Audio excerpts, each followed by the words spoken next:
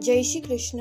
आप सभी वैष्णवों का हमारे YouTube चैनल पुष्टि हृदय की नई सीरीज नव विलास 9 दिवस विशेष के 8वें एपिसोड में स्वागत है। इस वीडियो में हम विवेक धैर्याश्रय ग्रंथ के बारे में संक्षिप्त में जानेंगे।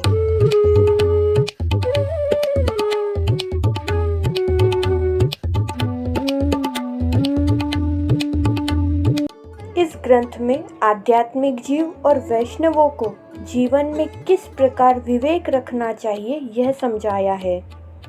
संसार में रहते रहते सद्घटना, असद्घटना, अनुकूल और विपरीत संजोग तो होते ही हैं, परंतु शरणागत जीव को इन अनुकूल और विपरीत परिस्थितियों में भी किस प्रकार से विवेक रखकर उन्हें स्वीकार करना चाहिए, इसके बारे में बताया है। पहले 5 श्लोकों में विवेक, 6 से 9 श्लोक में धैर्य और 10 से 17वें श्लोक तक आश्रय का वर्णन किया है। कुछ आचार्य इसे षोडश ग्रंथों में फल ग्रंथ भी मानते हैं।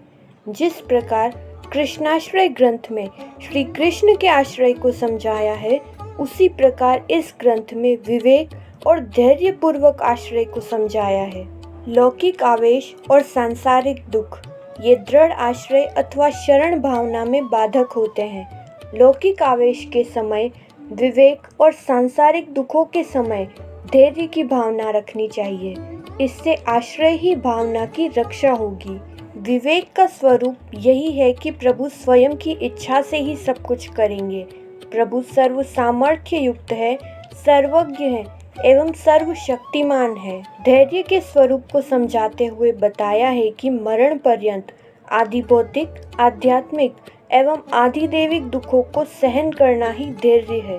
आश्रय के स्वरूप के अंतर्गत आज्ञा करते हैं कि इस लोक और परलोक संबंधी सभी प्रकार के दुखों को दूर करने वाले श्री कृष्ण का ही आश्रय है। इसलिए किसी भी परिस्थिति में केवल प्रभु का ही आश्रय रखना चाहिए। विवेक धैर्य सततम रक्षणीय तथाश्रय विवेकस्तु हरि सर्वं निजेच्छात् करिष्यति। जीव को सदा ही विवेक, धैर्य और आश्रय रखना चाहिए और मन में सदा ही इस बात का विवेक रखना चाहिए कि प्रभु सदैव उसके हित का करेंगे। प्रार्थिते वातः किं स्यात् स्वाम्यभिप्राय संचयात् सर्वत्र तस्य सर्वं हि सर्वसामर्थ्यमेव च। प्रभु सर्वशक्तिमान है और सामर्थ्यवान भी है। जिस वस्तु को हम चाहते हैं, स्वामी उस वस्तु को देना चाहते भी है या नहीं, यह संदेह हमारे मन में आना ही नहीं चाहिए, क्योंकि यदि इस प्रकार के संदेह उत्पन्न होंगे तो प्रार्थना से भी कोई लाभ नहीं होगा। और ऐसा तो बिल्कुल नहीं सोचना चाहिए कि प्रभु नहीं दे सकते इसलिए नहीं देते हैं, क्योंकि संसार की समस्त वस्तुएं उन्हीं के अधीन है। अभिमानश्च संत्याज्य स्वाम्यधीनत्व भावनात् विशेषतः चेदाज्ञा स्यात् अंतःकरण गोचरः तदा विशेषगत्यादि भाव्यं भिन्नं तु दैहिकात्। सर्व समर्पण के पश्चात यही समझना चाहिए कि यह देह आदि तो सभी मेरे स्वामी प्रभु के अधीन है, अतः देह आदि को अपना नहीं मानना चाहिए। भगवान सब भक्तों के अंतःकरण में विराजते हैं, अतः सेवा आदि के विषय में अथवा स्वप्न आदि के द्वारा कोई विशेष आज्ञा हो तो उसके अनुसार सेवा सामग्री आदि करना, परंतु स्वयं के देह से संबंधित कोई आज्ञा हो तो उसे भगवान की आज्ञा नहीं समझना। आपद गत्यादि कार्येषु हठस्त्याज्यश्च सर्वथा अनाग्रहश्च सर्वत्र धर्मार्धमार्गदर्शनम् विवेकोऽयं समाख्यातो धैर्यं तु विनिरूप्यते। यदि धन कम हो तो उस अवस्था में ऋण करके भी मैं ऐसा मनोरथ करूँगा, इस प्रकार के हठ को त्याग देना चाहिए। सेवा का परित्याग करके भी मैं हवन कार्य करूँगा, ऐसा आग्रह भी नहीं करना। सेवा के अनवसर में वे कार्य करने एवं श्रुतयुक्त, स्मृतयुक्त और भगवत धर्म के बलाबल का विचार करके अपने अधिकार अनुसार कार्य करना, इसे विवेक कहते हैं। त्रिदुख सहनं धैर्य मामृते सर्वत् सदा तक्रवद्देहवद् भाव्यं जड़वद् गोप भार्यवत। मरणोपरांत सब ओर से आने वाले आदि भौतिक, आध्यात्मिक और आदि दैविक परीक्षा के लिए भगवान के द्वारा दिए हुए दुखों को सहन करना ही धैर्य कहा जाता है। जिस प्रकार से घी निकालने के पश्चात बची हुई छाछ में कोई मोह नहीं रहता, वैसे ही देह परित्याग के समय देह में मोह नहीं होना चाहिए। जब कभी आध्यात्मिक दुख हो, उस समय जड़ भरत जी के धैर्य का विचार करना चाहिए। उन्होंने देवी के सामने बलिदान करते समय किसी भी प्रकार का प्रयत्न न करके उस दुख को सह लिया था। इसी प्रकार जब भगवान परीक्षा के लिए दुखों का भोग कराते हैं तो उसको भी गोप स्त्री की तरह सहना चाहिए। प्रतिकारो यदृच्छातः सिद्धश्चिन्नाग्रही भवेत् भार्यादीनां तथान्येषां सतश्चक्रं मम सहेत्। भगवान की इच्छा से अनायास ही यदि दुखों का उपाय हो जाता है तो दुख को सहन करने का आग्रह न करें। सेवा निर्वाह के लिए स्त्री, पुत्र, कुटुंबी एवं अन्य सेवक आदि के द्वारा होने वाले अपमान को सहन कर लें, क्योंकि इस प्रकार की लौकिक परिस्थितियां तो आती ही रहती है, परंतु इन परिस्थितियों में धैर्य कैसे रखना है यह आवश्यक है। वयमिंद्रिय कार्याणि काय वांग मनसा त्यजेत् अशुरेणापि कर्तव्यं स्वस्या सामर्थ्य भावनात्। अपनी इंद्रियों के द्वारा भोगे जाने वाले सब प्रकार के विषयों का शरीर, वाणी और मन से परित्याग करें। मन में यदि यह विचार आए कि इंद्रियों का दमन करना मेरी शक्ति के बाहर है, तब भी जैसे भी हो सके इंद्रियों का दमन अवश्य करना ही चाहिए। अशक्ये हरिरेवास्ति सर्वमाश्रयतो भवेत् एतत् सहन मंत्रोक्त माश्रयतो निरूप्यते। जो कार्य अपने से नहीं हो सकता, उस कार्य में हरि ही रक्षा करेंगे। उनके आश्रय से सब कुछ हो जाएगा।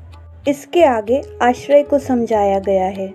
एहि के पारलोके च सर्वथा शरणं हरि दुख हानो तथा पापे भये कामाद्य पूरणे भक्त द्रोहे भक्त्य भावे भक्तिश्चापि क्रमे कृते अशक्ये वा सुशक्ये वा सर्वथा शरणं हरि। इस लोक और परलोक के कार्यों में दुखों की निवृत्ति, अज्ञान में बनने वाले पाप में राजचोर और नरक संबंधी भय आदि में हरि ही रक्षक हैं। भक्तों के द्रोह में, भक्ति के अभाव में और भक्तों के द्वारा अपमानित होने पर भी अथवा अशक्य और सुशक्य सभी प्रकार में श्री हरि ही रक्षक है।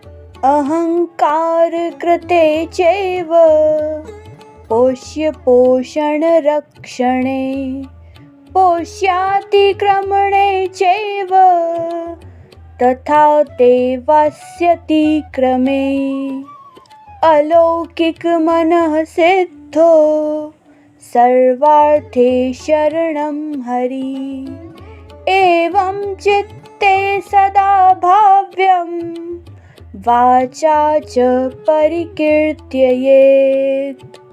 कभी किसी प्रकार का कार्य पूर्ण हो जाने पर यह काम मैंने किया है इस प्रकार का अहंकार हो, और जो अपने परिवारजन, स्वजनी, कुटुंबी है उनकी रक्षा में उन्होंने अपना अपमान किया हो, तथा यदि शिष्य ने अपना अपमान किया हो उस समय भी अलौकिक मन बन जाने पर सभी प्रकार की सिद्धि में श्री हरि ही मेरे रक्षक हैं, इस तरह का विचार सदा ही मन में बना रहना चाहिए तथा मुख से भी यही कहना चाहिए कि प्रत्येक परिस्थिति में श्री हरि मेरे रक्षक हैं।